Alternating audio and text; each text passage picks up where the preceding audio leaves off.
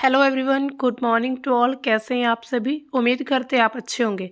तो अब हम जो हमारी आज की 3 नवंबर 2025 की द हिंदू की इम्पोर्टेंट न्यूज़ है, हम उनको अच्छे से कवर करने वाले हैं। जैसे कि आप सभी को पता है कि हमारा ये डेली द हिंदू का न्यूज़ एनालिसिस रहता है। यानी कि यहाँ पर हम क्या करते हैं, जो ये पॉलिटी आयर, history, art and culture, economy, science and tech and environment, geography, इससे रिलेटेड द हिंदू में जितने भी इम्पोर्टेंट न्यूज़ आते हैं उनको हम कवर करते हैं, जो कि एग्ज़ाम के पॉइंट ऑफ व्यू से बहुत ही ज़्यादा इम्पोर्टेंट होते हैं। तो अब जो आपको हमने कल का क्वेश्चन ऑफ द डे दिया था, ये क्वेश्चन था कि निम्नलिखित कथनों पर विचार करें। झेलम नदी वूलर झील से होकर जाती है। कृष्णा नदी सीधे कोलेरू झील का भरण करती है। गंडक नदी के विसर्पण से कांवर झील निर्मित हुई है। तो आपने बताने थे कि इसमें कौन से वाक्य, कौन सी स्टेटमेंट कितनी ठीक थी। तो इसका ऑप्शन होगा बी इज़ करेक्ट। इसमें सिर्फ 2 स्टेटमेंट सही है, पहली और तीसरी। यानी कि जब झेलम नदी जाती है, यानी कि झेलम नदी जब बहती है तो वो सॉरी, वो वूलर झील से होकर आगे जाती है। इसके साथ ही जो गंडक नदी, उसका जब विसर्पण होता है तो उससे एक नई झील निर्मित होती है, कांवर झील। तो हमारी आज की न्यूज़ को शुरू करते हैं। हमारी सबसे पहले न्यूज़ आ रही है, इसरो ने लॉन्च किया अपना एडवांस GSAT-7R, इंडिया का सबसे भारी कम्युनिकेशन सैटेलाइट। यानी कि इंडिया से हैवीएस्ट कम्युनिकेशन सैटेलाइट जो वो ISRO, the Indian space research organisation के द्वारा सक्सेसफुली लॉन्च किया गया है। और ये इंडिया की नेवी के लिए एडवांस्ड कम्युनिकेशन सैटेलाइट है, जिसका नाम है GSAT-7R। अब इसको देखते हैं अच्छे से।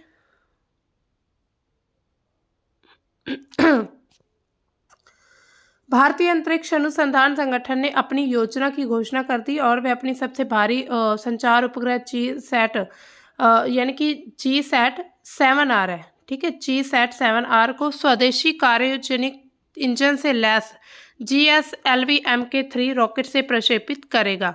यानी कि इसने लॉन्च किया है और ये अब तक का जो 6 टन का वजन वाला है और इसरो का अब तक का जो सबसे भारी कम्युनिकेशन जो सैटेलाइट है, यानी कि भारी उपग्रह, यही होगा।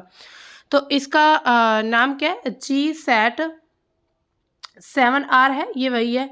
इसका जो ये किस प्रकार का है, ये हाई थ्रू आउट सैटेलाइट है, यानी कि उच्च क्षमता वाला संचार, जैसे कि कम्युनिकेशन करने के लिए। तो इसी तरह ये मतलब सबसे भारी माना जा रहा है भारत का, और इसको एक स्वदेशी भी बताया जा रहा है।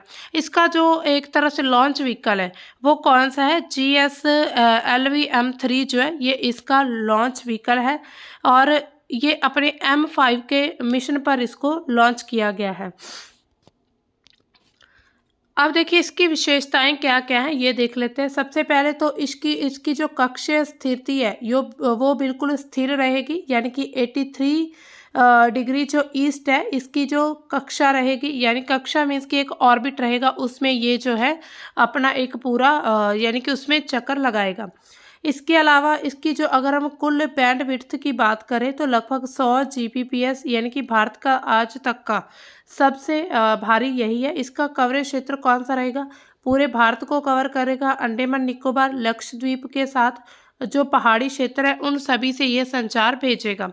इसके अलावा अगर हम उद्देश्य देखें तो डिजिटल इंडिया को गति देने के लिए इसको तैयार किया गया। गाँव के जो क्षेत्र हैं, दुर्गम क्षेत्र है, वहाँ पर हाई स्पीड इंटरनेट को पहुँचाना, ऑनलाइन शिक्षा, टेलीमेडिसिन और जो ई गवर्नेंस है उसको बढ़ावा देने के लिए। इसके साथ ही जो वाणिज्य उपयोग है उसके लिए निजी टेलीकॉम कंपनियां, जिसमें जियो, एयरटेल है, उनको लीज पर ये दी जा सकती है। इसके अलावा भारत का जो पहला पूर्ण वाणिज्य HTS उपग्रह रहेगा। रक्षा सहयोग की सुरक्षा के क्षेत्र में सैन्य संचार, ड्रोन कनेक्टिविटी, आपदा राहत, इन सभी में उपयोग होगा। इसकी तकनीकी खासियत क्या है? ये इलेक्ट्रिक प्रोपल्शन सिस्टम से चलता है, यानी कि ईंधन की बचत होगी और इसकी एज जो है 15 से ज़्यादा वर्षों तक ये चल सकता है। सौर पैनल जो है 100 किलोवाट बिजली उत्पादन करेगा। इसका जो पोलैंड है वो 32 का बैंड ट्रांसपॉन्डर, यानी कि स्पॉट बीम टेक्नोलॉजी है, यानी कि एक तरह से बीम, इसके अंदर बीम की तरह इसको तैयार किया गया। पहले चरण में 70 Gbps और बाद में 100 Gbps तक विस्तार हो सकता है। इसके अलावा इसकी उपलब्धियां महत्वपूर्ण क्या क्या हैं? उपलब्धि और क्या महत्वपूर्ण उपलब्धियां हैं जो इसरो का सबसे भारी संचार उपग्रह है। इसके साथ ही पहला पूर्ण का बैंड HTS है, 100% स्वदेशी है, भारत में तैयार किया गया। NSIL का सबसे पहला बड़ा वाणिज्य मिशन है। GSLV Mk3 की क्षमता का पूरा उपयोग हो सकता है, यानी कि सबसे भारी है, इसका उपयोग होगा। इसके साथ ही फाइबर से टक्कर लेने वाली जो सैटेलाइट की इंटरनेट स्पीड है उतनी बढ़ जाएगी। इसके साथ ही विदेशी रॉकेट पर निर्भरता कम होगी, यानी कि अब भारत जो है अपने रॉकेट जो है भारत में भी तैयार कर सकता है। सरकार से निजी क्षेत्र में तकनीक का हस्तांतरण हुआ है। अब देखिए अगर हम पिछले उपग्रहों से इसकी तुलना करें तो GSAT-11 भेजा गया था, GSAT-19 भेजा गया था, इसके साथ ही GSAT-N20 N2 यानी कि GSAT जो अभी हमने देखा 7R, तो यही है। इसके साथ ही इनके जो वजन के देखें तो अब तक का सबसे ज़्यादा ये भारी रहेगा। इसके साथ ही जो भविष्य की योजनाएं क्या हैं, तो GSAT-N2 के बाद GSAT-32, इसके साथ GSAT-7C इनको रक्षा के लिए भेजा जाएगा। HTS पूरी एक सीरीज़ आएगी, यानी कि एक सीरीज़ क्या होती है, जैसे हमारी जो वेब सीरीज़ वगैरह होती है उसी प्रकार की, उसी से रिलेटेड होती है, यानी कि एक ही टाइप के ये जो इतने सारे उपग्रह थे उसको पूरी सीरीज़ बोलते हैं। 3-4 और उपग्रह 2027 तक भेजने की उम्मीद है, योजना बनाई जा रही है। इसके साथ ही सैटेलाइट की इंटरनेट, जियोसैट, एयरटेल, वन वेब के साथ भी प्रतिस्पर्धा नजर आएगी। अब हम थोड़ा देख लेते हैं लॉन्च व्हीकल के बारे में। GSLV Mk3, तो इसका जो फुल फॉर्म क्या है, जियो सैटेलाइट लॉन्च व्हीकल Mk3, और इसका शॉर्ट फॉर्म क्या है, GSLV Mk3। इसका नया नाम क्या है, लॉन्च व्हीकल मार्क 3, इसका नया नाम है, LVM-3 भी इसको रखा गया। इसको इसरो के द्वारा तैयार किया गया, यानी कि डेवलप किया गया विक्रम साराभाई अंतरिक्ष केंद्र थुम्बा में। पहला सफल प्रक्षेपण जो है 5 जून 2017 को हुआ था। इसका GSAT-19 भेजा गया था। कुल प्रक्षेपण अगर हम देखें तो 7 सफल हो चुकी है, इसमें 100% तक इसकी सफलता दर है। अगला मिशन जो है हम देखते हैं जो मतलब कि अगले मिशन हम देखें GSAT जो 17-19 ये सब भी भेजे जाएंगे इस पर। इसके अलावा इसकी जो मुख्य विशेषताएं क्या क्या हैं, तो इसकी GSLV M3 की जो मुख्य विशेषताएं क्या हैं, इसकी कुल ऊंचाई 43 मीटर है, वजन 640 टन है और 3 चरण इसके हैं स्टेजेस। पेलोड क्षमता इसकी 4 टन से 10 टन है। इसके साथ ही प्रक्षेपण स्थल सतीश धवन अंतरिक्ष केंद्र में दूसरा लॉन्च पैड है, तो वहां से इसको यानी कि प्रक्षेपण इसको लॉन्च किया जाता है। इसके साथ ही पहले चरण में जो है S200 सॉलिड बूस्टर, इसके पहले चरण का नाम है, दूसरे का L100 लिक्विड कोर, तीसरे का नाम है C25 क्रायोजेनिक अपर स्टेज। तो इसी तरह अलग अलग चरणों में इसको विकसित किया गया था। इसकी पेलोड की क्षमता क्या है, GTO यानी कि जियो सिंक्रोनस ट्रांसफर ऑर्बिट में 4000 किलोमीटर की क्षमता तक ये सैटेलाइट लेकर जा सकता है। लियो में यानी कि लो अर्थ ऑर्बिट में, यानी कि मान लीजिए ये अर्थ है, उसका जो लोअर ऑर्बिट है उसमें 10,000 किलोग्राम, और जियो में डायरेक्ट इंजेक्शन के जरिए ये 3500 किलोग्राम। आज तक के हमारे जो सफल मिशन कितने रहे 2017 से 25 के बीच तक, तो 5 जून 2017 को एक LVM-3D1 मिशन था, GSAT-19 जो पेलोड था इसका। इसके साथ ही 14 नवंबर 2018 में, फिर 2019 में भेजा, फिर 2022 में और 2023 में। फिर 2023 में 3 मिशन भेजे गए थे, LVM-3, चंद्रयान-3 और गगनयान TVD1, तो ये सभी ही सक्सेसफुल रहे हैं। इसकी विशेष उपलब्धियां क्या हैं, तो इसमें 100% सक्सेस रेट देखा गया है। इसके साथ ही भारत का सबसे शक्तिशाली रॉकेट है, PSLV और GSLV Mk2 से यानी कि दुगुना है। इसके साथ ही स्वदेशी है, ये सभी इंजन जो है भारत में बनाए गए। मानव अंतरिक्ष यान क्षमता इसकी गगनयान के लिए मुख्य रॉकेट है। वाणिज्य प्रक्षेपण वन वेब NSIL के जरिए इसको यानी कि भेजा जा सकता है।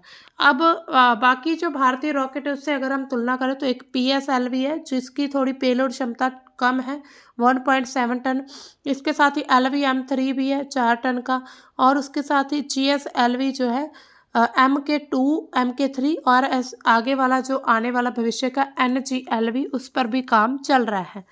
इसके साथ ही अगर हम देखें तकनीकी नवाचार क्या है, तो S200 बूस्टर इसमें किया गया।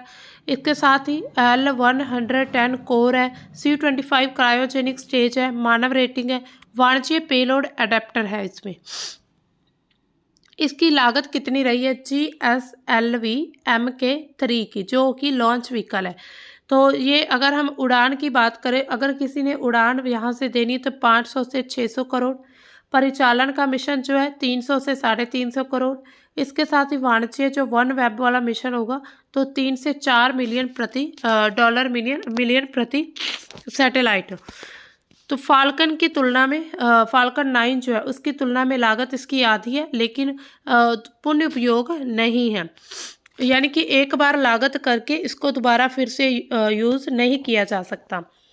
इसके बाद क्या है कि क्वेश्चन कैसे बन सकते हैं एग्जाम में, तो GSAT जो अभी 7R जो है भारत का सबसे भारी संचार उपग्रह, जिसका वजन 6 टन है। इसका प्रक्षेपण LVM-3 से किया गया, पूर्णतः स्वदेशी क्रायोजेनिक इंजन CE-20 पर आधारित है। ये का बैंड का उपयोग करके 100 Gbps बैंडविड्थ प्रदान करेगा और जो ग्रामीण क्षेत्रों में ब्रॉडबैंड क्रांति लाएगा। तो इसमें कौन से कथन सही है? पहला, दूसरा और तीसरा तीनों ही सही है। LVM-3 रॉकेट के संदर्भ में निम्नलिखित में से कौन सा कथन सही है? तो यह GTO में 4 टन पेलोड प्रक्षेपित कर सकता है। इसका पहला चरण S-200 सॉलिड बूस्टर पर आधारित है। यह चंद्रयान-3 मिशन का मुख्य वाहक था। इसका तीसरा चरण UDMH+ N2O4 ईंधन का उपयोग करता है। इसमें कौन सा ऑप्शन सही है? D option is correct. GSAT जो 7R है HTS उपग्रह जो है ग्रामीण भारत में 5G बैक हॉल प्रदान करने में सहायक है। का बैंड स्पॉट बीम टेक्नोलॉजी से उच्च थ्रूपुट संभव होता है, यानी कि इसमें आपने बताना है ए कथन सही है और आर सही है और आर ए का स्पष्टीकरण है। ए सही है लेकिन आर सही नहीं है, ए सही है लेकिन आर इसका स्पष्टीकरण नहीं है, ए सही नहीं है। तो इसमें आपने बताना कौन सा ऑप्शन सही है। तो पहला ऑप्शन इज करेक्ट। जो पहले दूसरा जो वाक्य स्टेटमेंट वो पहले की अच्छे से व्याख्या करता है।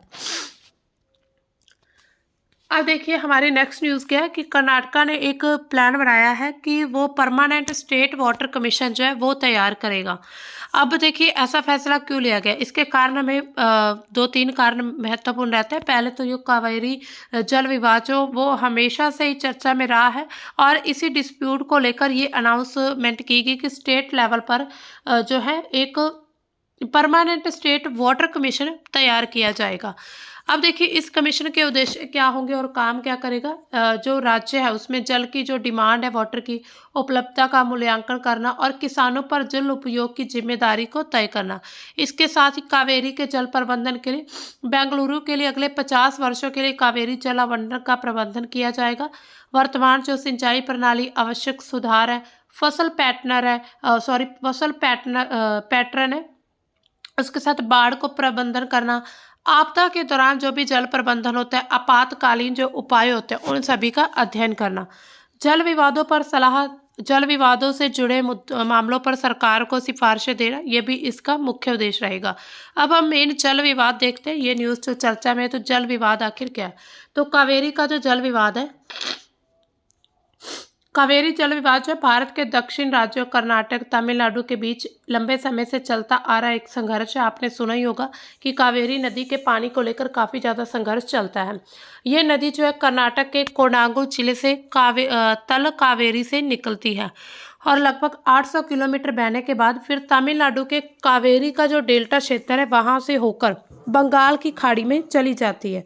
और इस नदी का अगर हम पूरा बेसिन देखें तो 81,155 वर्ग किलोमीटर में फैला है, जिसमें कर्नाटक, तमिलनाडु, केरल, पुडुचेरी, तो इन 4 जगहों पर यानी कि इसके मेन जो इसका बेसिन है यहाँ पर फैला है। इसका विवाद क्यों है? खास करके जो सिंचाई का पानी है, पेयजल पीने वाला पानी, जो औद्योगिक उपयोग के लिए पानी है उस पर केंद्रित विवाद है इसका। और मानसून की अनियमितता के कारण हर साल उभरता रहता है। 2025 में ये विवाद सुर्खियों में, खास करके जब कम वर्षा हुई थी तो उस समय पर ये जो विवाद था ये काफ़ी ज़्यादा न्यूज़ में रहा था। यहाँ पर आप देख सकते हैं, यहाँ से कावेरी तल कावेरी जो जगह है यहाँ से इसका उद्भव होता है और ये ऐसे जाती है और फिर ये तमिलनाडु से होकर यहाँ से बे ऑफ बंगाल में चली जाती है। इसका बेसिन हमने देखा पुदुचेरी, तमिलनाडु, कर्नाटका और इसके साथ ही जो केरल है वहाँ पर भी। अब देखिए यहाँ पर विवाद की सिचुएशन, यहाँ पर जो रेड डॉट है ना, यहाँ पर जब ये तमिलनाडु की बाउंड्री में एंटर करती है तब ये विवाद उत्पन्न होता है। अब देखिए ये विवाद कब का है, 1892 का समझौता हुआ था। मैसूर के जो राज्य है, मैसूर राज्य यानी कि आज का जो कर्नाटक है उसका एक हिस्सा है। मद्रास प्रेसिडेंसी तमिलनाडु का हिस्सा जो था उसके बीच होता था, और मैसूर को कावेरी पर बांध बनाने की अनुमति मिली थी, लेकिन मद्रास को प्राथमिकता दी गई थी। इसके साथ ही 1924 का एक समझौता होता है।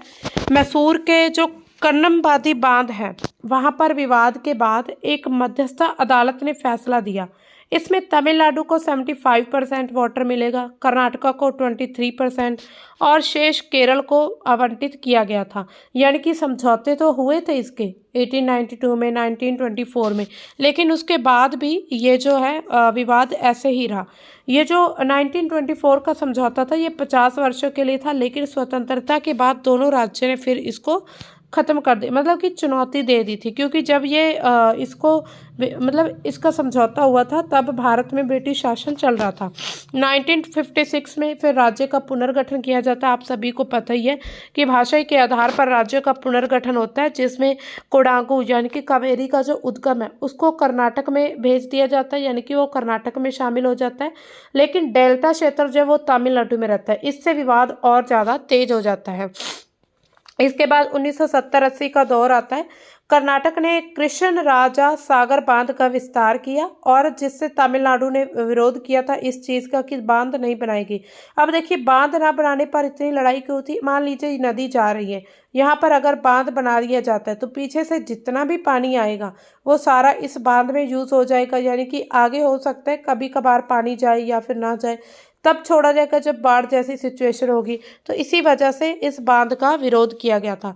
1976 में जगजीवन राम समिति थी, उसने समझौते की कोशिश की, लेकिन वो समझौता नहीं हो पाया था। फिर 1990 में ट्रिब्यूनल का गठन होता है, और अंतर्राज्यीय जल विवाद अधिनियम 1956 के तहत कावेरी जल विवाद ट्रिब्यूनल एक बनाया जाता है, एक ऐसी बॉडी जो इस विवाद को निपटारा करेगी। इसके साथ ही कानूनी विकास और मुख्य फैसले लिए जाते हैं। 2007 में CWDT का अंतिम फैसला होता है कि 17 वर्षों की सुनवाई के बाद ट्रिब्यूनल ने नदी के औसतन 7400 TMC 1000 मिलियन क्यूबिक फीट का जो पानी था उसका बंटवारा कर दिया। तमिलनाडु, कर्नाटका, केरल और पुडुचेरी इन चारों में, जहां पर इनका बेसिन स्थापित है। इसके अलावा बाकी जो पानी था वन्य जीव, पर्यावरण, अन्य उपयोग के लिए छोड़ दिया था। और सामान्य वर्ष में अगर हम देखें तो कर्नाटक को, तमिलनाडु को 177.25 TMC पानी छोड़ना होता है, लेकिन कम वर्षा में ये जो है इसमें कमी आ जाती है। 2013 में अधिसूचना हुई थी कि केंद्र सरकार ने फैसले को अधिसूचित कर दिया था, और कावेरी जल प्रबंधन प्राधिकरण और कावेरी जल नियमन समिति बनाई गई थी। सुप्रीम कोर्ट का फैसला आता है 2018 में इसको लेकर। तो तमिलनाडु को 419 TMC से घटाकर 404 TMC कर दिया। कर्नाटक को 14% की छूट दी गई, लेकिन पर्यावरण का प्रवाह सुनिश्चित करने का आदेश दिया गया। तो कोर्ट ने क्या कहा था कि नदी का जो जल है किसी भी राज्य की निजी संपत्ति नहीं है। वर्तमान में भी अभी हम देखते हैं कि इस तमिलनाडु का दावा क्या है कि जो मेटूर जलाशय, यानी कि मेटूर जो जलाशय है वहाँ पर सिर्फ 20 TMC जल बचा है, जो कि 10 दिनों तक चलेगा। तो इसके अलावा तमिलनाडु ने सुप्रीम कोर्ट से कर्नाटक को 24,000 क्यूसेक पानी छोड़ने का निर्देश मांगा है, और इसके साथ ही 36.76 TMC की मांग भी की है। डेल्टा क्षेत्र के किसान जो है वो यहाँ पर प्रभावित हो रहे हैं। इसके साथ ही कर्नाटक का जो पक्ष है वो क्या रखता है कि कम वर्षा हुई उसके कारण पानी की कमी, और तमिलनाडु की जो डिस्ट्रेस शेयरिंग फार्मूला है उसको अस्वीकार कर दिया था। तो इसी तरह अब जो है ये चर्चा हुई है कि अब जो परमानेंट जो है वाटर कमीशन बनाया जाएगा। अब इस विवाद को लेकर क्या क्या चुनौतियां आती हैं और क्या क्या प्रभाव पड़ते हैं। आर्थिक प्रभाव क्या, कावेरी का जो डेल्टा है, तमिलनाडु का जो चावल का कटोरा है वही है, जहां पर 2.5 मिलियन हेक्टेयर भूमि इस पानी से सिंचाई की जाती है। कर्नाटका में मैसूर का जो क्षेत्र है वो प्रभावित हो रहा है। इसके साथ ही सामाजिक में अंतर्राज्यीय तनाव बढ़ रहे हैं, हिंसा जैसी घटनाएं। इसके साथ ही मानवाधिकार दृष्टि से किसानों का अधिकार भी प्रभावित हो रहा है। नदी में नमक का स्तर लगातार बढ़ रहा है, जो कि 500 ppm की सीमा से भी करीब है। इसके अलावा जलवायु परिवर्तन से मानसून अनियमित होता है। रणनीतिक प्रभाव क्या है इसके? दोनों राज्य केंद्र पर दबाव डालते हैं। कर्नाटक का नया स्थायी राज्य जल आयोग जो है वो इस मुद्दे पर सिफारिश करेगा। इसके साथ ही एक और विवाद रहता है, मेकेदाटू पेयजल परियोजना। तो ये जो है कर्नाटक सरकार के द्वारा प्रस्तावित की गई थी बहुउद्देशीय जल परियोजना, जो कि कावेरी नदी पर बनाई गई। ये मुख्य रूप से बेंगलुरु और उसके आसपास के क्षेत्रों के लिए पेयजल की आपूर्ति करने के उद्देश्य से बनाएगी। साथ ही इसमें बिजली उत्पादन की क्षमता भी शामिल है। परियोजना का नाम जो है मेकेदाटू गॉर्ज इससे पड़ा है, जो कि कावेरी नदी में एक गहरा घाटी का क्षेत्र है, जहां पर नदी अपनी सहायक नदी अकारवती से मिलती है। और ये परियोजना जो है कावेरी जल विवाद का हिस्सा बनी हुई है अभी ये जो परियोजना है, क्योंकि तमिलनाडु इसका कड़ा विरोध कर रहा है इस परियोजना का। इसी वजह से ये फिर से चर्चा में आ चुकी है और ये अभी विवाद चल रहा है। अब जो ये परियोजना है इसके बारे में देखते हैं कि ये कौन सी जगह पर जो है इसको बनाया गया था। तो कर्नाटक का जो रामनगर जिला है उसके कनकापुरा तालुक में कावेरी नदी पर तमिलनाडु सीमा से लगभग दूर 4 किलोमीटर तक ये जलाशय का निर्माण हुआ और बेंगलुरु से करीब 100 किलोमीटर दूर है। इसकी क्षमता कितनी है? 66 से 67 टीएमसी, 1000 मिलियन क्यूबिक फीट तक ये पानी समा सकता है, जल संग्रहण कर सकता है। इसमें जो है 4.75 टीएमसी जल बेंगलुरु पड़ोसी क्षेत्र जिसमें रामनगर चामराजनगर के लिए पीने का जो पानी है उसका उपयोग किया जाएगा। इसमें बिजली उत्पादन की क्षमता 400 मेगावाट बिजली उत्पादन होगा। लागत इसकी अनुमानित बताई जा रही 9,000 करोड़ की। इसके क्षेत्र कौन कौन से प्रभावित रहेंगे? कावेरी वन्य जीव अभ्यारण्य में लगभग 5100 जो हेक्टेयर है वन क्षेत्र डूबने का खतरा नजर आता है और परियोजना कार्यालय तमिलनाडु सीमा से 2 किलोमीटर से दूर खोला गया। इसका उद्देश्य क्या था कि बेंगलुरु की जो पेयजल की डिमांड बढ़ती जा रही इसको पूरा करना और इसके साथ ही बाढ़ सूखे के दौरान पानी का प्रबंधन करना। तो सबसे पहले इसकी शुरुआत 1948 में की गई थी, लेकिन 2003 में शिवना समुद्र जल विद्युत परियोजना के साथ जोड़कर इनको एक्टिव किया गया था और कर्नाटक ने इसे पेयजल बिजली के लिए जरूरी बना दिया था। 2019 में फिर कर्नाटक ने इसकी विस्तृत परियोजना रिपोर्ट केंद्रीय जल आयोग को सौंपी थी। कावेरी जल प्रबंधन प्राधिकरण ने 2021 में डीपीआर को अस्वीकार कर दिया, क्योंकि यह कावेरी जल विवाद ट्रिब्यूनल जो है उसके 2007 के फैसले का उल्लंघन करता था। इसके साथ ही सुप्रीम कोर्ट ने 2018 के फैसले में कर्नाटक को अतिरिक्त 14.75 टीएमसी जल की अनुमति दी, लेकिन केवल पेयजल के लिए, सिर्फ पीने वाले पानी के लिए। इसके साथ ही कर्नाटक ने अभी हाल ही में पर्यावरण मंत्रालय को सूचित किया कि सुप्रीम कोर्ट से कोई स्टे ऑर्डर नहीं है और ये जो है EIA उसके लिए टर्म्स ऑफ रेफरेंस की मंजूरी मांगी है। इसके लिए वर्तमान स्थिति क्या है अभी फरवरी की? तो जो उदयपुर है वहाँ पर all India state water ministers conference में केंद्र सरकार से मंजूरी की मांग की गई है। उन्होंने कहा कि ये जो परियोजना तमिलनाडु को लाभ मिलेगा और इसे कावेरी जल का जो कोटा है मतलब महीने के हिसाब से उसको कंट्रोल किया जाएगा।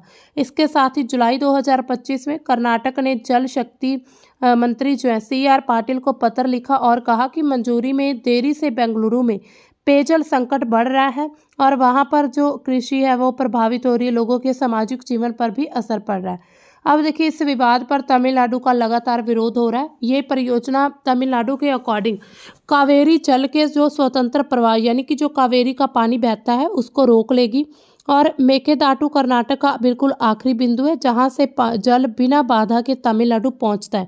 तो तमिलनाडु कहता है कि यह केवल पेयजल नहीं बल्कि सिंचाई विस्तार के लिए भी है। तो CWDT यानी कि जो कावेरी विवाद का जो ट्रिब्यूनल बनाया उसका उल्लंघन है ये चीज़। और कर्नाटक क्या कहता है कि परियोजना जो है कर्नाटक की बिल्कुल सीमा के अंदर है, इसलिए तमिलनाडु की सहमति इसके लिए जरूरी नहीं है। तो इस चीज़ को लेकर काफ़ी ज़्यादा विवाद बना हुआ है। अब इसमें प्रभाव और चुनौतियां क्या है? लाभ क्या होगा इसमें? बेंगलुरु में पानी का जो संकट है, प्रॉब्लम है, वाटर प्रॉब्लम वो कम होगी। बिजली उत्पादन बढ़ेगा, अंतर्राज्यीय जल साझेदारी जो है वो मजबूत होगी। इसमें चुनौतियां क्या हैं? राजनीतिक तनाव बढ़ेगा, कानूनी देरी हो सकती है, पर्यावरण की मंजूरी लेनी पड़ सकती है, जलवायु परिवर्तन से मांग बढ़ेगी इसकी। अगर मंजूर हुई ये परियोजना तो निर्माण में भी 5 से 7 साल लग जाएंगे। कर्नाटक का ये नया स्थायी राज्य जल आयोग जो है इसकी सिफारिशें देगा, तो ये अभी तक इसकी मतलब शुरुआत की गई। अब हम देखें कि अंतर्राज्यीय जल विवाद अधिनियम 1956 के तहत संविधान में क्या क्या प्रावधान जोड़े गए थे। 245 में क्या कहा है कि संसद और राज्य विधानसभाओं की जो विधायी शक्ति उसका निर्धारित करेगा। 246 अनुच्छेद में संघ सूची, राज्य समवर्ती सूची में शक्तियों का बंटवारा। 248 अनुच्छेद में संसद को अवशिष्ट शक्तियां दी गई हैं। 249 में राष्ट्रीय हित में राज्य सूची पर संसद का विधान बनाने का प्रावधान है। 250 अनुच्छेद में आपातकालीन में राज्य सूची पर संसद का अधिकार होगा। 251 में संघ राज्यों के बीच जो विरोधाभास है उसका समाधान। 252 में 2 या इससे अधिक राज्यों के अनुरोध पर संसद का जो विधान बनेगा। इसके साथ ही अंतर्राष्ट्रीय संधि के लिए संसद का विधान 253 आर्टिकल में 254 आर्टिकल में है, संसद और कानून के बीच जो असंगति की बात करेगा। अब देखिए 255 आर्टिकल राज्यपाल की सहमति की जरूरत के लिए बनाया गया। तो इसमें आप देख सकते हैं कि ये 261 जो ये अंतर्राज्यीय नदियों और जल विवाद का निपटान करेगा, ये मुख्य प्रावधान किया गया इसमें। 262 आर्टिकल में अंतर्राज्यीय जल विवादों के लिए संसद को विधायी शक्ति दी गई है। 263 में अंतर्राज्यीय परिषद की स्थापना करने की बात कही है। इसके अलावा अंतर्राज्यीय जल विवादों के लिए कुछ विशेष प्रावधान किए गए, जैसे हमने अभी देखा 262 में जैसे पार्लियामेंट को अंतर्राज्यीय नदियां यानी कि एक राज्य से दूसरे राज्य की जो नदी जा रही है उसमें नदी घाटियों के जल उपयोग, वितरण या फिर नियंत्रण पर संबंधित किसी भी विवाद या शिकायत के संबंध में कानून बनाने की शक्ति होगी। इसी तरह संसद को ये शक्ति विशेष प्रदान की गई है। अंतर्राज्यीय जल विवाद अधिनियम 1956 भी बनाया गया था। इसमें ये जो है अनुच्छेद 262 के तहत बना था। धारा 3, 4, 5, 6 और 11 इसमें ऐड की गई थी। इसके अलावा 263 जो है अंतर्राज्यीय परिषद की बात करता है, यानी कि राष्ट्रपति के द्वारा ये बनाई गई थी और इसका उद्देश्य क्या था? राज्यों के बीच सहयोग, विवाद जो उसका निपटारा करना, नीति में समन्वय बनाकर रखना। इसके अध्यक्ष प्रधानमंत्री हैं। सदस्य हैं इसके कौन होंगे? जो संबंधित मुख्यमंत्री हैं और इसके साथ ही केंद्रीय मंत्री। परिषद की सिफारिशें सलाहकारी होती है, बाध्यकारी नहीं होती हैं। इसके बाद राज्यों के बीच जो संबंध है उनके सिद्धांत क्या होने चाहिए? तो सिद्धांत क्या? सहकारी संघ यानी कि केंद्र और राज्य को आपस में मिलकर काम करना चाहिए। समानता, सभी राज्य बिल्कुल समान अधिकार रखते हैं। संसाधन की साझेदारी है। नदियां राष्ट्रीय संपदा है और किसी राज्य की निजी संपत्ति नहीं है। इसके साथ ही बातचीत करनी होगी, फिर परिषद बनेगी, ट्रिब्यूनल बनेगा, फिर CWMA बनेगा और उसके बाद सुप्रीम कोर्ट जो है वहां तक पहुंचेगी बात। अब इसमें क्वेश्चन कैसे बन सकते हैं? कावेरी जल विवाद ट्रिब्यूनल ने 2007 में तमिलनाडु को 419 TMC जल आवंटित किया था। सुप्रीम कोर्ट ने 2018 में कावेरी को राष्ट्रीय संपत्ति घोषित किया। मेघदाटू परियोजना मुख्य रूप से बेंगलुरु के लिए 400 मेगावाट बिजली उत्पादन के लिए है। कर्नाटक ने 2025 में स्थायी राज्य जल आयोग की घोषणा कावेरी विवाद के समाधान के लिए की है। तो इसमें कौन सा कथन सही है? तो बिल्कुल तीनों ही ऑप्शन इज करेक्ट। एक बार इसको आप फिर से रीड कर लीजिएगा। अंतर्राज्यीय जल विवादों के समाधान के लिए भारतीय संविधान के किस अनुच्छेद के तहत संसद को विशेष शक्ति प्राप्त है जो अदालतों के क्षेत्राधिकार को सीमित करता है? तो 262 आर्टिकल जो है वो इस बारे में बात करता है, अंतर्राज्यीय जल विवाद। अब इसके लिए हमने आपको एक मेंस का क्वेश्चन दिया है कि अंतर्राज्यीय जल विवादों के समाधान के लिए संवैधानिक तंत्र, जिसमें हमने अभी देखे जो अनुच्छेद 262 और इसमें जो एक एक्ट है वो अपर्याप्त सिद्ध हुए हैं, यानी कि वो पर्याप्त नहीं है, सफिशिएंट नहीं है। क्या यह संरचनात्मक और प्रक्रियात्मक कमियों के कारण है? कावेरी विवाद को केस स्टडी के रूप में चर्चा करें, यानी कि आपने इसमें बताना है कि जो कावेरी का विवाद है उसमें यानी कि विवाद है उसके लिए जो बनाए गए थे, जो भी एक्ट बना था, जो भी अनुच्छेद का प्रावधान किया गया संविधान में, वो किस हद तक प्रभावी रहा, किस हद तक उसने काम किया और अब जाके वो इतना ज़्यादा निष्क्रिय क्यों हो चुका है। तो इसके बारे में आपने बात करनी है डिटेल में। तो ये आपके लिए मेंस का क्वेश्चन है, इसको 250 वर्ड्स में लिखना है और 15 मार्क्स का क्वेश्चन रहेगा। दोस्तों इससे क्या होगा कि आपकी ना ये जो प्रैक्टिस है क्वेश्चन लिखने की, प्रैक्टिस के साथ क्या होगा, जब आप लिखते हो किसी भी चीज़ को वो आपको याद हो जाती है। तो इसी वजह से हमारा यही मकसद रहता है कि आप मेंस के क्वेश्चन को ज़्यादा से ज़्यादा लिख कर देखें किसी भी टॉपिक पर, तो वो आपको टॉपिक अच्छे से क्लियर होगा और उसमें आपकी जो वर्ड लिमिट है वो भी तब तक सही हो जाएगी जब तक आपका एग्ज़ाम आएगा। अब हमारी नेक्स्ट न्यूज़ क्या है, ट्रंप की एक पॉलिसी है तो रिफ्यूजी पॉलिसी, तो उसको साउथ अफ्रीका में आलोचना उसकी चल रही है और ये वाइट ग्रुप को यानी कि श्वेत ग्रुप जो है उसको फेवर करती है। अब देखिए श्वेत ग्रुप क्या है, यानी कि जो गोरे लोग हैं और वहाँ पर कुछ काले लोग भी होते हैं। तो श्वेत और अश्वेत यानी कि पहले वहाँ पर जो जाति प्रथा एक बनाई चल रही थी, ये जो एक तरह से यहाँ पर लोगों में यानी कि उनके रंग के आधार पर जब ब्रिटिश जो आए थे भारत में, उन्होंने भारत में भी ऐसी बहुत सी नीतियाँ बनाई थी जिसमें जो लोग हैं अमीर गरीब या फिर गोरे काले उनमें फ़र्क किया गया था, यानी कि वो खुद को श्रेष्ठ मानते थे, खुद को सबसे अच्छा मानते थे। तो अब अफ्रीका में इसका जमकर विरोध किया जा रहा है।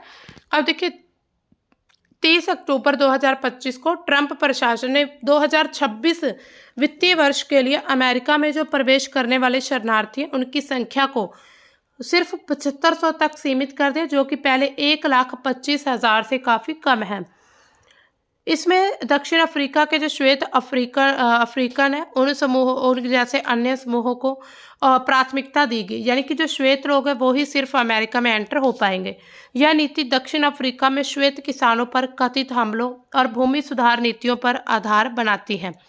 दक्षिण अफ्रीका सरकार की प्रतिक्रिया क्या है, तो दक्षिण अफ्रीका के जो अंतर्राष्ट्रीय संबंध विभाग है उनके जो प्रवक्ता है वहाँ के हेड है क्रिस्पन फ्री, उन्होंने ये चीज़ कही कि नीति जो है तथ्यात्मक रूप से बिल्कुल गलत आधार है। उन्होंने श्वेत नरसंहार के दावे को व्यापक रूप से अस्वीकृत, विश्वसनीय साक्ष्यों से समर्थित न होने वाला बताया। फ्री ने कहा कि यह कार्यक्रम दक्षिण अफ्रीका के संवैधानिक प्रक्रिया को अनदेखी करता है, शरणार्थी प्रणाली की जो विश्वसनीयता उसको कमज़ोर करता है। उन्होंने ये चीज़ भी कही है कि जो दक्षिण अफ्रीका के लोग हैं उन्होंने कहा कि उसका जो प्रस्ताव है उसका उपयोग बहुत कम हुआ है, जो कि स्थिति वास्तविकता को दर्शाती है। शरणार्थी नीति जैसे में हमें पता है कि वहाँ पर जो श्वेत अल्पसंख्यक समूह है उनको मतलब प्राथमिकता दी जाएगी इस नीति के तहत, और प्राथमिकता बाकी देशों से आने वाले शरणार्थी जिसमें सूडान, कांगो, हैती उनको भी दी गई है। इसके साथ ही ट्रंप क्या कहता है कि जो दक्षिण अफ्रीका वहाँ पर श्वेत किसानों पर नस्लीय भेदभाव हिंसा हो रही है, जिसे भी श्वेत नरसंहार के रूप में बताते हैं। इसके साथ ही शरणार्थी संख्या में कटौती की गई। अभी हमने देखा जो 1,25,000 से कम करके सिर्फ 7500 कर दी, यानी कि लगभग 94% की इसमें कटौती की गई है। अब देखिए नीति की जो शुरुआत है जनवरी 2025 में ट्रंप का जब दूसरा कार्यकाल शुरू होता है तो उसी के साथ ही ऑर्डर दिया गया था जिसने सामान्य शरणार्थी प्रवेश को भी अनिश्चित काल के लिए निलंबित कर दिया। फरवरी 2025 में मिशन साउथ अफ्रीका नाम का एक विशेष कार्यक्रम होता है जो कि श्वेत दक्षिण अफ्रीकियों को तेजी से शरण देने पर केंद्रित था। तो इसका कारण क्या था, ट्रंप प्रशासन दक्षिण अफ्रीका की जो भूमि सुधार नीतियां जिसमें भूमि अधिग्रहण बिना किसी मुआवजे के, उसको नस्लीय भेदभाव बताता कि वहाँ पर नस्ल के आधार पर भेदभाव चल रहा है।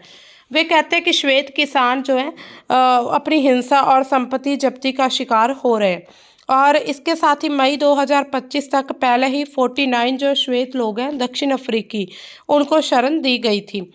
इसके और क्या प्रभाव है, इस नीति के तहत दक्षिण अफ्रीका को अमेरिकी वित्तीय सहायता भी काट दी गई। मई 2025 में ट्रंप ने दक्षिण अफ्रीकी राष्ट्रपति जो हैं सिरिल रामाफोसा उनसे मुलाकात की और इन दावों को दोहराया, लेकिन रामाफोसा ने फिर इन दावों को झूठा बता दिया। अब इसकी आलोचना क्यों है कि ये नस्ल आधारित है, राजनीतिक रूप से प्रेरित है।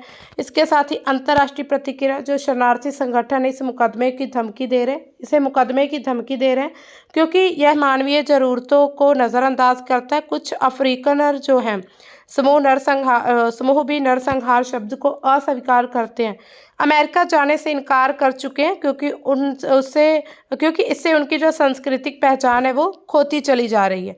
अब इसमें क्वेश्चन कैसा है, 2025 में अमेरिकी राष्ट्रपति डोनाल्ड ट्रंप के एग्जीक्यूटिव ऑर्डर के संदर्भ में कौन सा कथन सही नहीं है। ये ऑर्डर दक्षिण अफ्रीका को अमेरिकी सहायता रोकने, श्वेत अफ्रीकन किसानों को शरणार्थी प्राथमिकता देने से संबंधित है। ऑर्डर का आधार दक्षिण अफ्रीका के एक्सप्रोप्रिएशन एक्ट और इसराइल के खिलाफ जोनोसाइड केस है। दक्षिण अफ्रीकी सरकार ने श्वेत नरसंहार के दावों को अस्वीकार किया है। इस ऑर्डर ने 2026 के लिए अमेरिकी शरणार्थी कोटा को 1,25,000 से बढ़ाकर 7,500 कर दिया है। तो इसमें कौन सा ऑप्शन सही है? डी ऑप्शन इज करेक्ट, यानी कि ये गलत है, बिल्कुल बढ़ाकर नहीं किया है बल्कि ये कम किया है। यहाँ पर नीचे भी देखना है कि यहाँ पर भी दी है स्टेटमेंट। ये एक्ट जो है अपार्टाइड युग के 1975 के एक्सप्रोप्रिएशन एक्ट को प्रतिस्थापित करता है। संविधान की धारा 25 के अनुरूप भूमि अधिग्रहण की अनुमति देता है। ये एक्ट केवल श्वेत किसानों की भूमि पर लागू होता है, हमेशा बिना मुआवजे के अधिग्रहण की अनुमति देता है। सार्वजनिक हित में भूमि अधिग्रहण के लिए नील मुआवजा यानी कि जीरो कॉम्पनसेशन केवल असाधारण परिस्थितियों में संभव है, जैसे कि अप्रयुक्त राज्य भूमि। इसमें कौन सा कथन सही है? सिर्फ पहला और तीसरा। ये जो एक्ट है ये ऐसे बिना मुआवजे के अनुमति नहीं देता, यानी कि अधिग्रहण, भूमि अधिग्रहण बिना किसी मुआवजे के इसकी अनुमति नहीं मिल रही। अब हम बात करते हैं हमारा जो ये एडिटोरियल है। अब देखिए दोस्तों, एडिटोरियल है ना जो, वो एग्जाम में बहुत ही ज़्यादा इम्पॉर्टेंट होता है। आप खुद देखेंगे कि एडिटोरियल से बहुत ज़्यादा क्वेश्चन आते हैं, यानी कि आपकी एक समझ विकसित होती है। अगर हम एडिटोरियल करते हैं तो उससे पूरा टॉपिक कवर होता है किसी भी सिलेबस का। तो इसमें जो आज हमारा ये जो एडिटोरियल है ये है पॉलिटी से रिलेटेड कि विजन ऑफ मॉडल यूथ ग्राम सभा का दृष्टिकोण कैसा है। तो इसके बारे में जानते हैं। ये दो व्यक्तियों के द्वारा लिखा गया, सुशील कुमार लोहानी और मनमोहन सिंह। तो उन्होंने इस बारे में क्या बात कही उनको देखते हैं। कहते हैं कि भारत की लोकतांत्रिक संरचना में, यानी कि भारत एक लोकतंत्र देश है, ग्राम सभा का महत्व हमेशा लोकसभा या विधानसभा जितना ही मौलिक है। फिर भी जमीनी स्तर पर लोकतंत्र की जो संवैधानिक आधारशिला है, ग्राम सभा लोकप्रिय बातचीत, नागरिक जागरूकता में एक गुमनाम नायक है। यानी कि ग्रामों की सभा, यानी कि जो लोग जिसकी एज 18+ है किसी भी गांव में, तो वो अपनी एक सभा बनाते हैं। बाल संसद, युवा संसद, आदर्श संयुक्त राष्ट्र के विपरीत आदर्श युवा बाल ग्राम अधिकांश लोगों के लिए एक अपरिचित अवधारणा है। यानी कि कुछ लोगों को इस बारे में नहीं पता कि बाल संसद होती है, युवा संसद, या फिर आदर्श संयुक्त राष्ट्र के विपरीत जो आदर्श युवा ग्राम सभा है। तो काफ़ी लोगों को जानकारी नहीं इस बारे में।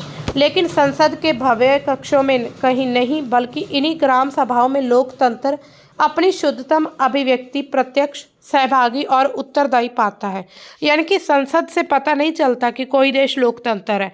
तो यहाँ पर जब ग्राम सभा बनेगी वहाँ पर जो है लोकतंत्र चलेगा। वहाँ पर जो अभिव्यक्ति है वो डायरेक्ट रहे कि लोग खुद को अभिव्यक्त कर पाएंगे, सहभागी रहेंगे और उसके साथ ही उत्तरदायी है। तो इससे पता चलता है कि कोई देश लोकतंत्र है। 1992 का सभी को पता है संविधान संशोधन हुआ था 73rd।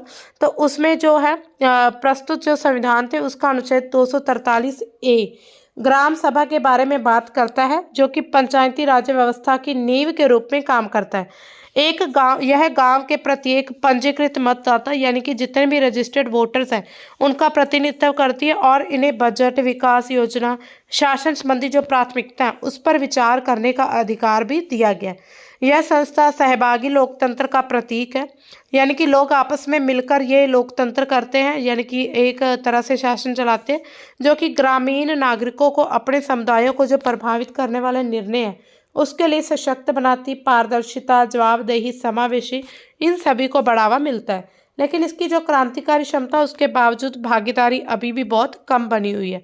अब देखिए ग्राम सभा की आकांक्षाएं इतनी ज़्यादा महत्वपूर्ण क्यों नहीं है, ये मतलब कि इसकी एस्पिरेशंस आखिर हैं क्यों नहीं। सबसे पहले तो इसमें संरचनात्मक और संस्थागत कमजोरियां, यानी कि कई गाँव में क्या कि इसका जो स्ट्रक्चर है, यानी कि कुछ लोगों को पता ही नहीं है कि जो ग्राम सभा वो बनाई जाएगी उसमें कौन कौन से लोग शामिल हो सकते हैं। तो इसका एक संरचनात्मक कमी है। सामाजिक सांस्कृतिक बाधाएं आ जाती हैं। सांस्कृतिक यानी कि लोग ऐसा कहते हैं कि तुम छोटे हो, तुम में बड़ों की बात में नहीं बोलना चाहिए, या फिर तुम्हारा इस फैसले से क्या लेना देना। तो ये सब जो है सांस्कृतिक बाधाएं आती हैं। इसके साथ ही प्रशासनिक तकनीकी चुनौती, यानी कि जो किसी भी एरिया का या किसी भी डिस्ट्रिक्ट का एडमिनिस्ट्रेशन होता है, उसको वो सही ढंग से इन चीज़ों को प्रभावी नहीं कर पाता। इसके साथ ही युवा की अनुपस्थिति, यानी कि युवा जो है वो लगातार यहाँ पर सभाओं में कम नज़र आते हैं, और वो अपने हम कह सकते हैं जो टेक्नोलॉजी का टाइम तो बढ़ रहा है, टेक्नोलॉजी की तरफ भी है, लेकिन सबसे ज़्यादा जो युवा है आजकल के अगर हम देखें तो बेरोज़गार है, लेकिन उनको ये चीज़ के बारे में नहीं पता कि वो ग्राम सभा बनाकर भी अपना जो लोकतंत्र स्थापित कर सकते हैं। अब देखिए सुधार के इसमें क्या क्या दिए गए। तो जो ग्राम सभा युवा है, युवा ग्राम सभा बनाई जाए, और स्कूलों में इसको शुरू किया गया है। 1000 से ज़्यादा हर ग्राम सत्र जो है वो ज़रूरी है। इसके साथ ही डिजिटल सशक्तिकरण, यानी कि ई ग्राम स्वराज पोर्टल पर ऑनलाइन मतदान किया जाएगा। क्षमता का निर्माण, इसमें MYGS जैसे जो नेतृत्व कोचिंग सेंटर वो स्थापित किए जाए। कानूनी सशक्तिकरण है, प्रोत्साहन दिया जाए, और इसके साथ ही सामाजिक जागरूकता, लोगों के बीच रेडियो से के जरिए, NGO, आशा जो कार्यकारी परिषद के माध्यम से लोगों में जागरूकता बढ़ा सकते हैं।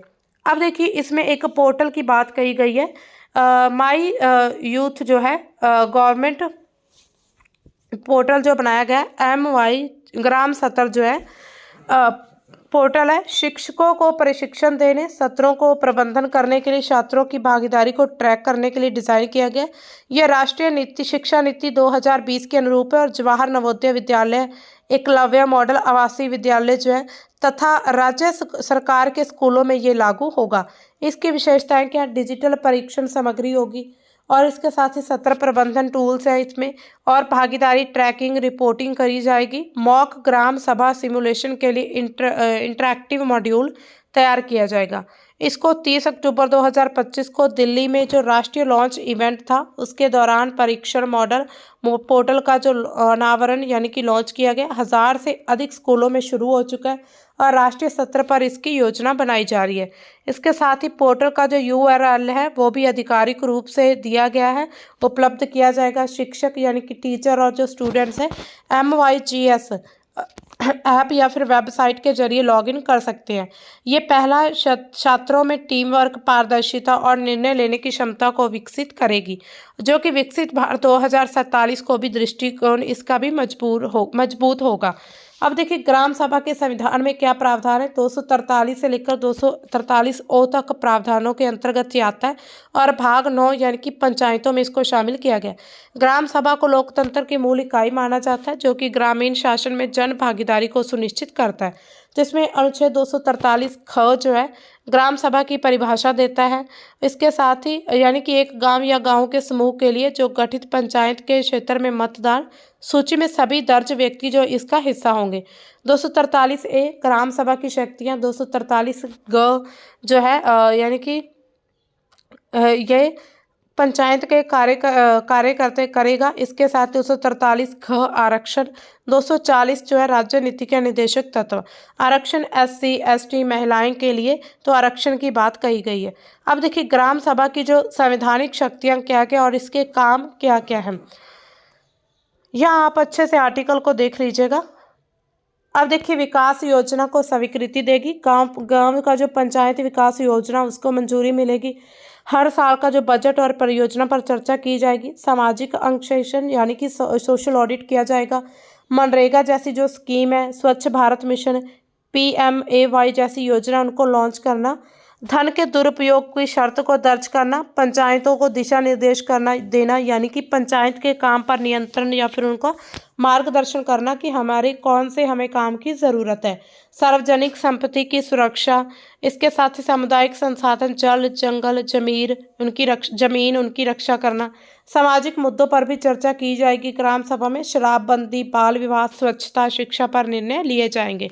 तो ये सब जो है संविधान में ग्राम सभा के काम और शक्तियों के बारे में प्रावधान किए गए। अब इसमें क्वेश्चन कैसे हैं। आदर्श युवा ग्राम सभा पहल जो है केंद्रीय पंचायती राज मंत्रालय, शिक्षा मंत्रालय और जनजाति कार्य मंत्रालय के संयुक्त तत्वाधान में 30 अक्टूबर को लॉन्च की गई। यानी कि सभी मंत्रालय के द्वारा इसमें आपको याद रखना है केंद्रीय पंचायती राज मंत्रालय, शिक्षा मंत्रालय और जनजाति कार्य मंत्रालय। MOIGS पोर्टल पर उपलब्ध जो प्रशिक्षण मॉड्यूल है ग्राम सभा की सिमुलेशन के माध्यम से छात्रों को लोकतांत्रिक मूल्यों का प्रशिक्षण प्रदान करते हैं। आदर्श युवा ग्राम सभा सांसद आदर्श ग्राम योजना का विस्तार है और युवाओं को ग्रामीण विकास योजनाओं में निर्णय लेने की शक्ति प्रदान करती है। इनमें से कौन सा कथन सही है? पहला, दूसरा और तीसरा तीनों ही बिल्कुल करेक्ट है। इसमें बताना है कौन सा कथन सही नहीं है। 243 अनुच्छेद 243A के अनुसार ग्राम सभा पंचायत को विकास योजनाओं की स्वीकृति निगरानी के निर्देश दे सकती है। MOIGS पोर्टल के माध्यम से जो जवाहर नवोदय विद्यालय एकलव्य मॉडल आवासीय विद्यालय उसमें युवा ग्राम सभा का सिमुलेशन किया जाता है। पेशा अधिनियम जो है 1996 के तहत अनुसूचित क्षेत्रों में ग्राम सभा का खनन लीज के लिए पूर्व अनुमानित का आधार होगा। इसके साथ ही AYGS राष्ट्रीय पहल नीति शिक्षा नीति 2020 के विपरीत है क्योंकि ये केवल ग्रामीण क्षेत्रों पर केंद्रित है। तो इसमें जो डी ऑप्शन है वो बिल्कुल गलत है।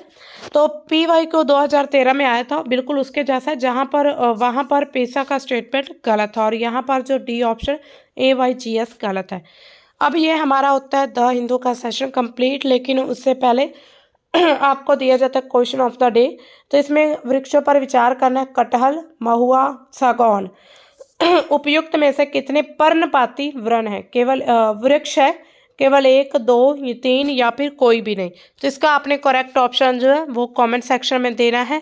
तो इसके साथ ही दोस्तों हमारा ये पूरा सेशन द हिंदू का कंप्लीट होता है। आई होप आपको समझ आ गया होगा और इसमें हमने जो जितने भी इम्पोर्टेंट न्यूज़ से जानकारी वो सब देख ली। इसके साथ ही हमने प्रैक्टिस क्वेश्चन भी लगा लिए।